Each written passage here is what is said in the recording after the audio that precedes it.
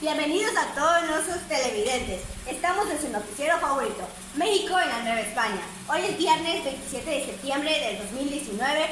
Son las 2 de la tarde con 3 minutos. Yo soy Ligia Vega y mi compañera es... Yo soy Evelyn La Concha, mucho gusto. Espero que se la estén pasando de maravilla. No se pierdan ninguno de nuestros temas que vamos a tratar. Tenemos invitados especiales y una entrevista exclusiva desde la Nueva España. Los temas que vamos a tratar son la conquista de México, la evangelización, las reformas borbónicas, su cultura y entre muchas cosas más. No se lo pierdan después de esos cortes y volvemos.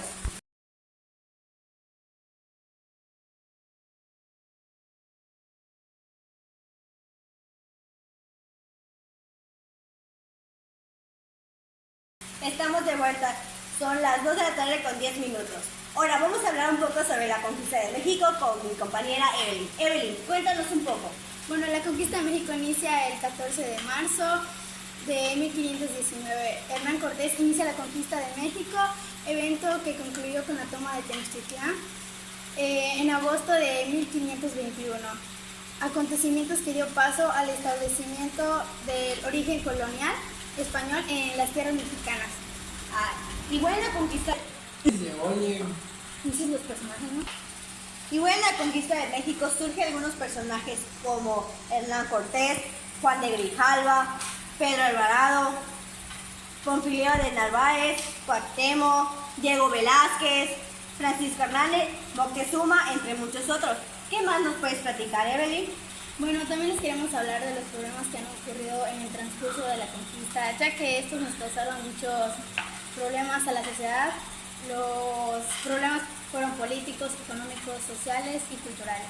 Entonces, la conquista de México comenzó y fue un proceso histórico que ocurrió entre los años 1517 y 1521, desde la llegada de los primeros castellanos a las costas de los pueblos mayas hasta la caída de Tenochtitlán a manos de Hernán Cortés y sus aliados los indígenas. Para entender esto de la información que aquí estamos brindando, la conquista pasaremos a un término de la conquista más importante, que fue el 13 de agosto de 1521 en la Ciudad de México. Tenochtitlán cayó el poder de los conquistadores españoles después de años encontrados de los bélicos y políticos y conspirados en los que participaron juntos a los españoles.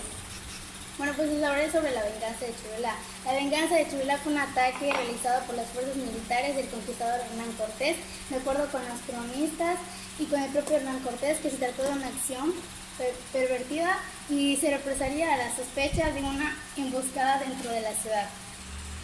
Hernán Cortés fue quien destruyó al gobernador Hernán Cortés y Pizarro Altamirano y Márquez del Valle, Oaxaca, al gobernador de Cuba, que mandó a emisarios para expresar a Cortés y que lo enfrentó y lo derrotó. Igual la matanza del Templo Mayor fue sumamente importante para la conquista de México, ya que fue empleando de la conquista de México en que los españoles dieran muerte a los mexicas. En el momento de eso se encontraron haciendo una ceremonia de los dioses Tenochtitlán y Huitzilopochtli, así como fue el término la conquista de México. Y nos vemos a los cortes comerciales y volvemos con su noticiero favorito, México en la Nueva España.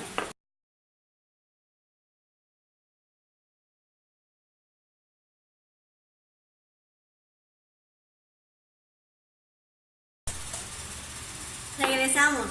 Ahora tenemos en la línea telefónica al investigador Jorge Ojeda, que nos va a hablar sobre la violencia que era en la Nueva España. Bueno, Jorge. Hola, saludos a todos desde el estudio. Bueno, las violencias que podemos destacar en la conquista fueron física, psicológica, patrimonial y estructural. La Nueva España fue una entidad territorial integrante del Imperio Español, establecida en gran parte de América del Norte por la corona durante su dominio en el mundo entre los siglos XVI y XIX, etapa conocida como periodo colonial mexicano. Fue creada tras la caída de México, Tenochtitlán, evento principal de la conquista, la que propiamente no concluyó sino hasta mucho después. Pues el territorio de Nueva España siguió creciendo hacia el norte a costa de los territorios de pueblos indígenas del desierto. No puedo hablar yo. De la violencia de la Nueva España surge la evangelización. La evangelización en la Nueva España, también llamada por Robert Richard conquista espiritual, fue un proceso histórico que implicó mediante la predicación, enseñanza e implantación de la fe católica en los territorios de la Nueva España y la transmisión de la cultura occidental. La evangelización en la Nueva España fue un proceso que implicó mediante la enseñanza de la religión católica en los territorios de la Nueva España.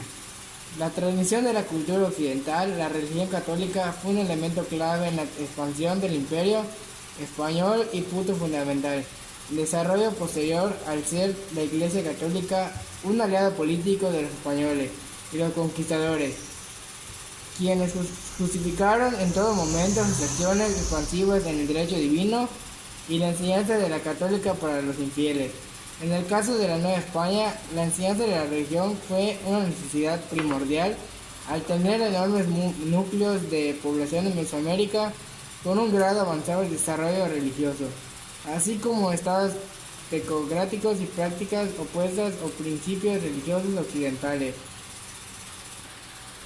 Sí, bueno, Jorge, lo que entendí que todos los que nos comentaban es que la evangelización surge por la violencia que hubo, que estuvo muy fuerte en la Nueva España por parte de los españoles a los indígenas. ¿Es cierto? Sí, exacto, está en lo correcto. Grandioso. Gracias por atender nuestra llamada. Gracias y adiós. Después de haber hablado con nuestros compañeros y escuchar un poco, vamos a hablar de evangelización. Fue una forma de educación hacia los indígenas y también se consideró a las mujeres que fueron amas de casa. Y de la evangelización surge la Santa Inquisición. La Santa Inquisición surge en la Nueva España en el año de 1571. El propósito de la Santa Inquisición fue fortalecer la fe católica y perseguir las herejías judiciantes y permanecer la unión religiosa. Después de esto nos vamos a unos cortes y volvemos con una invitada súper especial que nos hablará un poco más del tema. Después de los cortes tenemos a nuestra investigadora, historiadora y antropóloga Nelcy Beatriz Castro Chin. Hola Nelcy.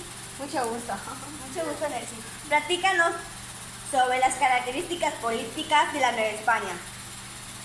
Bueno, una vez consumada la conquista de Tenochtitlán, Hernán Cortés inició campañas de exploración en el resto del mundo con la intención de encontrar riquezas y aumentar la extensión y el dominio del nuevo reino español.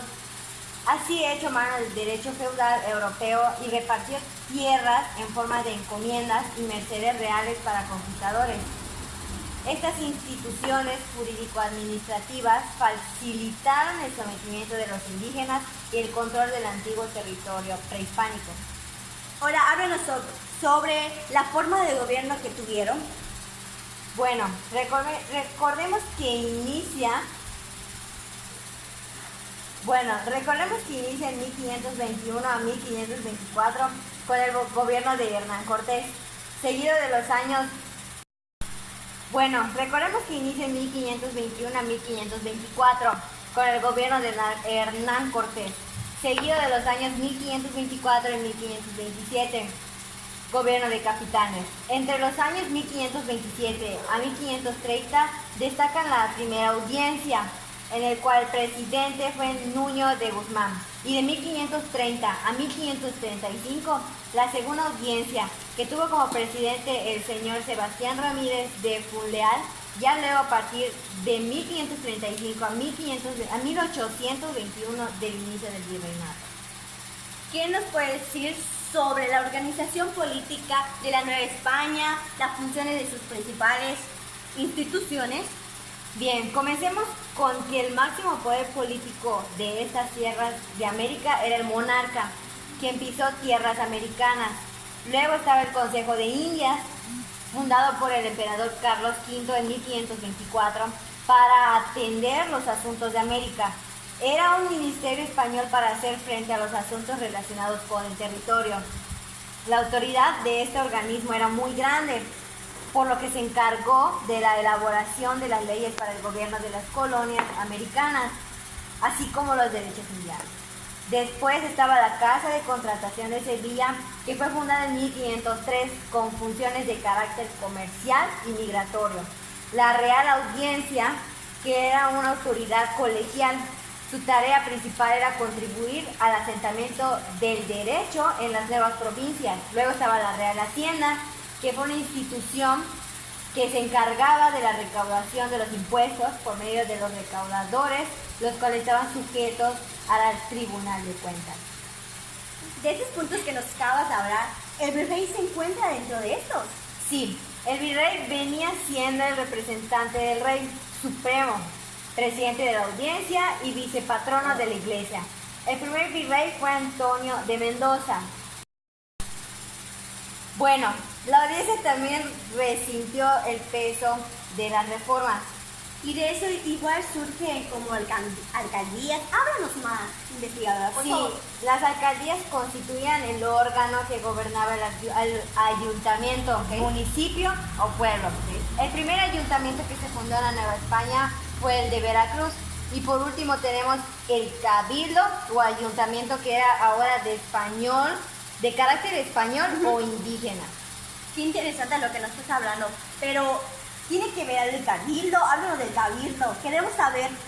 El cabildo español era compuesto por alcaldes mayores u ordinarios, regidores, alguaciles y oficiales, mientras que el cabildo indígena constaba de gobernantes, alcaldes, regidores, alguaciles, mayordomos, escribanos y alguaciles de doctrina. Ahora bien, como último punto, al conjunto de pueblos ayuntamientos indígenas se le llamó República de Indios. Y en esa República de Indios hay leyes de Indias. Cuéntanos. Bueno, son todas las disposiciones, estatus, decretos y ordenanzas que se promulgaron durante los 3 siglos de la colonia y estaban dirigidos a todos los sectores indios, españoles y americanos que eran iguales ante la ley. Y pasando de otro punto, ya que nos hablas un poco más de estos temas, háblanos sobre la organización, la división de la Nueva España. Bien, dentro del gobierno virreinal, Nueva España queda dividida en reinos bajo la administración de gobernadores electos directamente por el rey. Entre estos reinos, el más importante política y económicamente fue el de México, seguido por el de Nueva Galicia y Nuevo León. Además existieron otras divisiones territoriales llamadas gobernaciones, como la de Yucatán, Nueva Vizcaya y Nuevo México. Y después de esto, ¿hay ámbito local? Sí. Háblanos sobre el ámbito local, queremos saber. Cada una de estas 6 regiones, ya fuesen reinos o gobernaciones, se dividían en provincias, las cuales eran administradas por alcaldes y corregidores, encargados en lo fundamental de recaudar impuestos y tributos, así como de impartir justicia.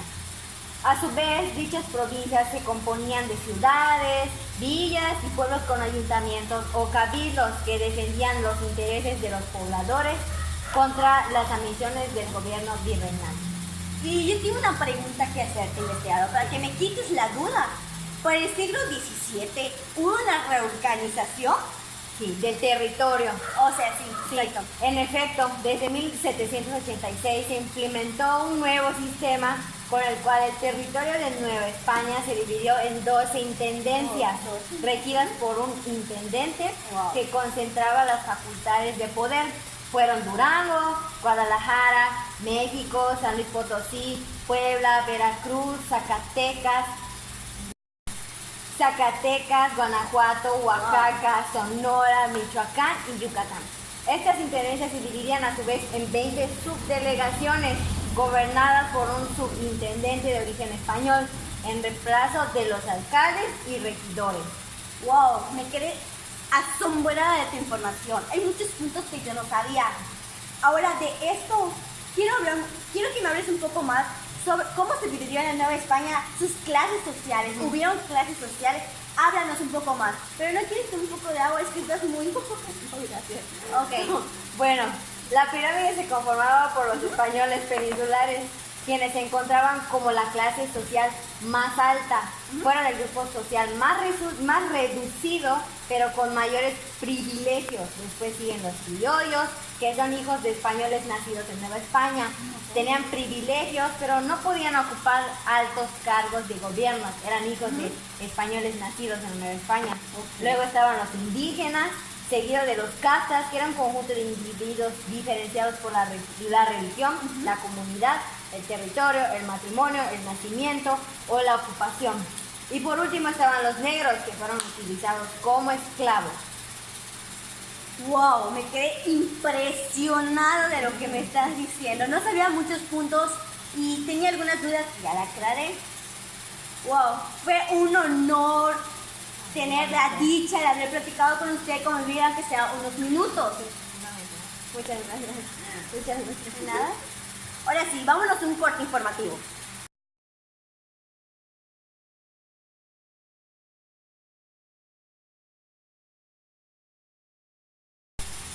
Después de haber entendido esa entrevista con nuestra investigadora antropóloga Nelsie, ahora vamos a tener una entrevista exclusiva que está nuestro compañero Isaí. Vamos contigo, Isaí. Bueno, pues aquí estamos. Gracias a mi compañera Alicia por darnos esta palabra. Y seguimos con su programa, La Nueva España, y hablaremos un poquito más sobre el sistema económico y comercial gracias a la aportación de nuestra compañera Vanessa. Hola, buenos días, mucho gusto, Isaí. Y que nos va a compartir un poco más sobre este tema. Bueno, empezando que la economía de la Nueva España empezó a crecer, ya que la riqueza que tenía empezó a sobresalir gracias a la explotación de las minas de oro y plata, que proporcionó y mejoró la economía de la corona española, dándole una oportunidad excepcional para identificarla, volviéndola sólida y rica. Entonces, podríamos decir que los cúmulos de metales solo podrían alcanzar otras cosas. Entonces, se podría decir que en las comunidades mercantiles habría un sistema interno. Sí, pues tenía apoyos de la corona española a exportadores y la sustitución de importaciones como medidas tendientes a mantener lo comercial. ¿Sistema interno? Sí, pues tenía apoyos de la corona española a exportadores y la sustitución de importaciones como medidas tendientes a mantener lo comercial.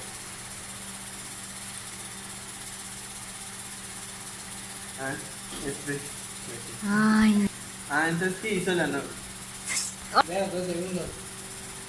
Entonces, ¿qué hizo la corona española en enterarse de las riquezas de la Nueva España? Pues puso en práctica un conjunto de restricciones comerciales que suponían un control de flujos comerciales en protección y privilegios para la agricultura y las manufacturas españolas. El control monopolítico de puertos y rutas de navegación, restricciones y prohibiciones para la participación extranjera en el comercio de la Nueva España. Entonces, ¿podrías decir que la corona española tuvo alguna... Entonces, ¿tendría una consecuencia con esto? Sí, aunque haya estado protegido, el circuito comercial del Imperio Español se enfrentó a barcos piratas y varios obstáculos dentro y fuera de la economía que le impidieron cumplir varios objetivos. Sin embargo, la competitividad de la industria decayó y con ello los beneficios. Entonces, ¿podrías decir que la plata proveniente de la Nueva España contribuyó con el desenlazamiento de las operaciones comerciales de la Nueva Europa? Sí, la cuenca del Mediterráneo hacia ciudades como Londres y Ámsterdam, eventualmente el crecimiento en los medios de pago permitió la expansión del comercio intercontinental, en los cuales los participantes más grandes fueron la Gran Bretaña, Holanda y Francia. Entonces, ¿podrías decirnos que esto tuvo una manifestación global en la mercadotecnia? Bueno, pues la plata de la Nueva España alimentó la expansión de los circuitos de comercio a nivel mundial en los siglos XVI y XVII, dando lugar a un primer ciclo de globalización.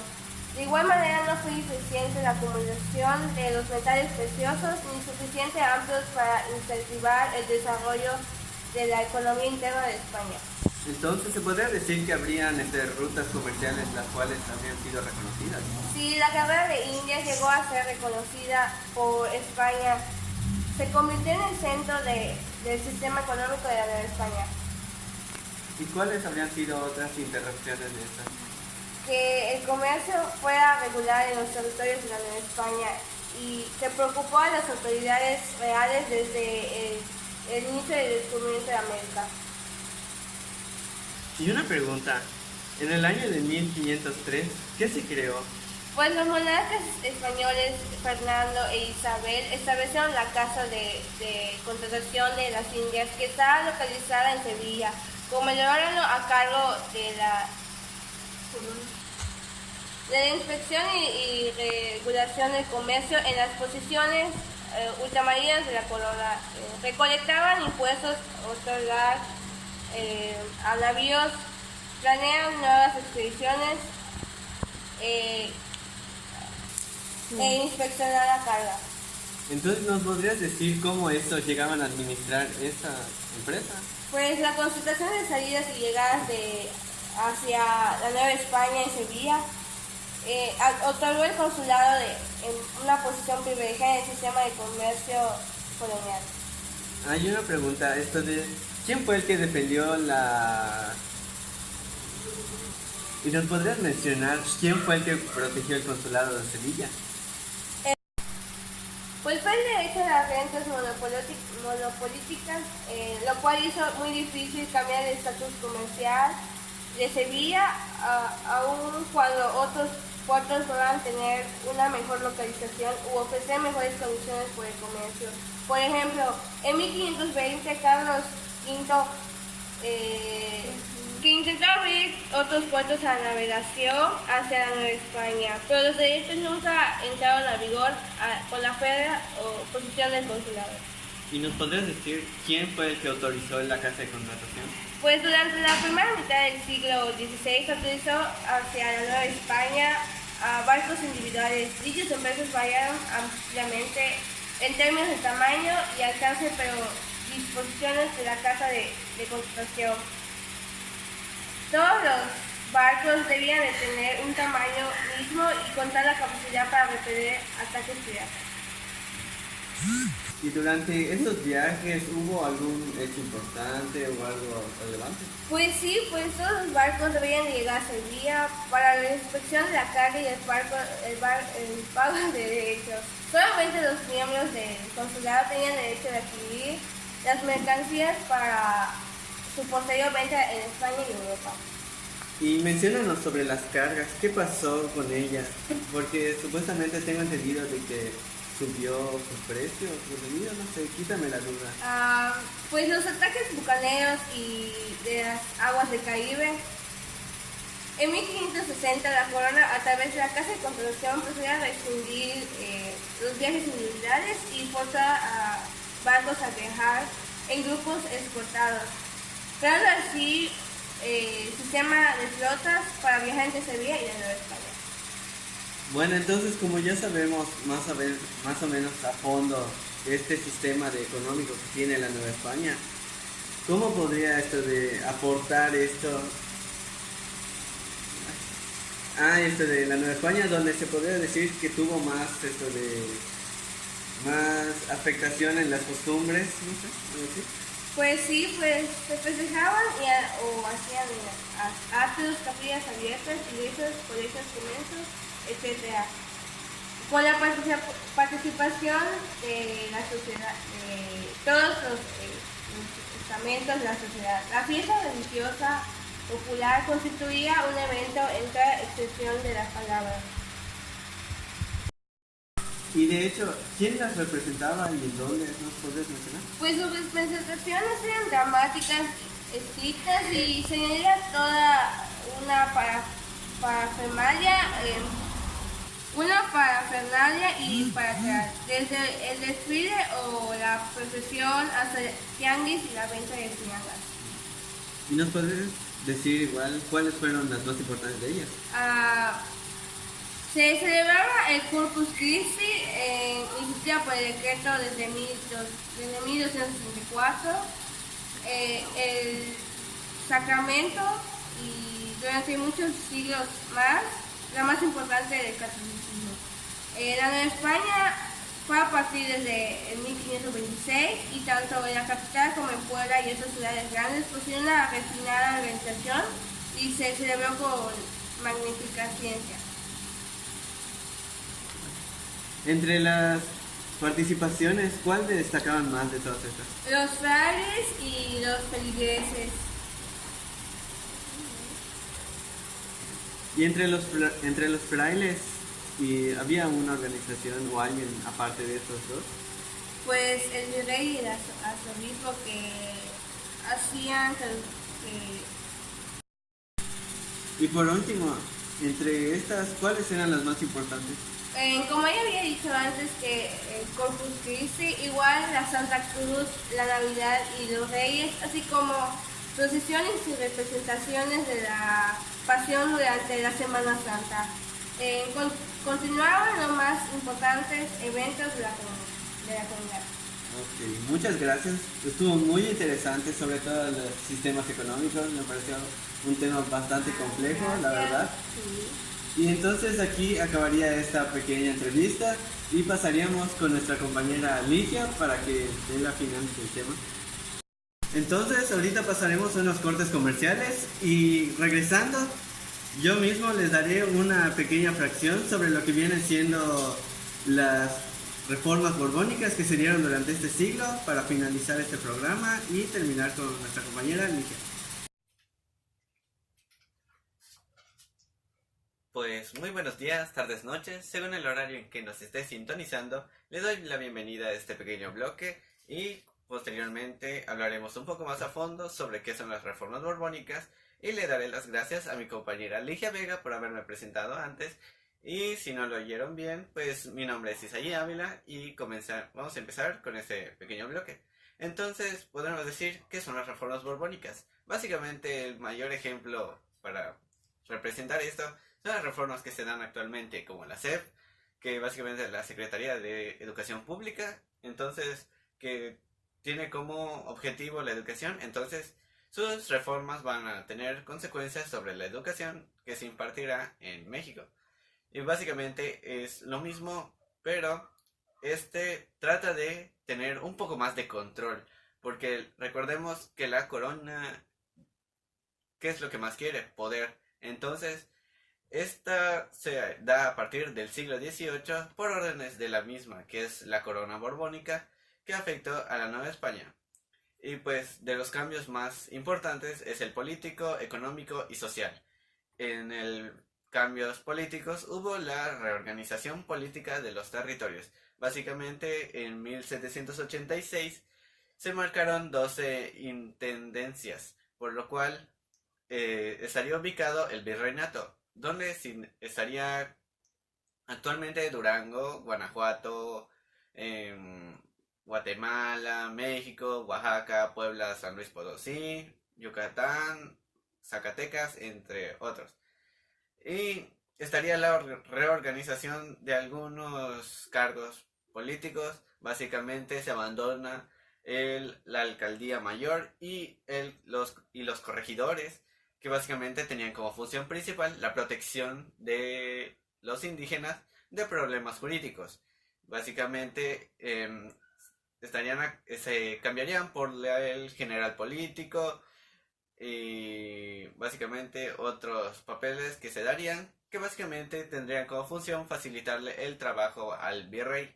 Luego entraríamos a los cambios económicos, los cuales tuvieron como representativa, fueron muy buenos y trajeron a Veracruz esto de un gran cambio, hubo un crecimiento bastante exponencial por parte de la economía, ya que básicamente ese puerto se liberó, ya que estaba bajo el monopolio del puerto de Sevilla y Cádiz, los cuales eran los puertos más importantes antes de llegar a la Nueva España.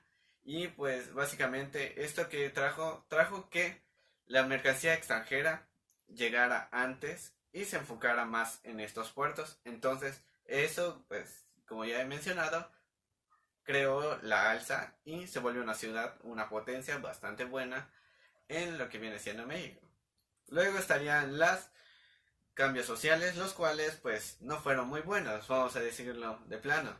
Básicamente el problema más controversial que se pudo dar por parte del gobernante, que fue Carlos III en los años de 1767, que fue la expulsión de los jesuitas. Eso trajo muchas consecuencias sociales, las cuales pues hubieron muchas inconformidades, pero recordemos que la corona quería más poder y orden. Entonces, ¿qué es lo que pasa? La iglesia tenía mucho poder, tenía mucha riqueza, lo cual no le convenía a la corona. Entonces, ¿qué es lo más estratégico? Quitárselo y quedártelo. Básicamente, todas sus riquezas se perdieron, que había logrado recolectar de todo el tiempo que se lleva en la colonia.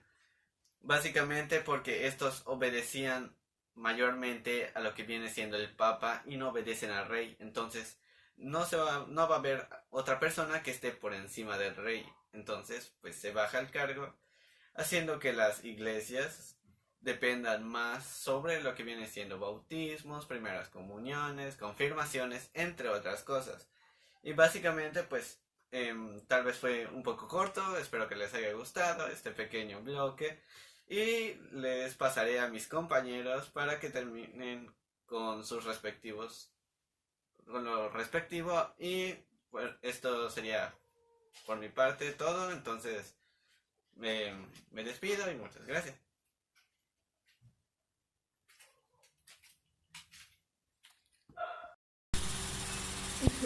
Wow, los temas que hemos visto han sido magníficos y los investigadores, entrevistas que hemos tenido eran muy claras sobre la nueva conquista de la Nueva España. Y fue un gusto haber atendido este programa de noticiero. Y qué más, decirle que tengan una bonita noche. Son las 8 de la noche con 2 minutos. Nos vemos en otra emisión de tu noticiero favorito, es La Nueva España. Adiós.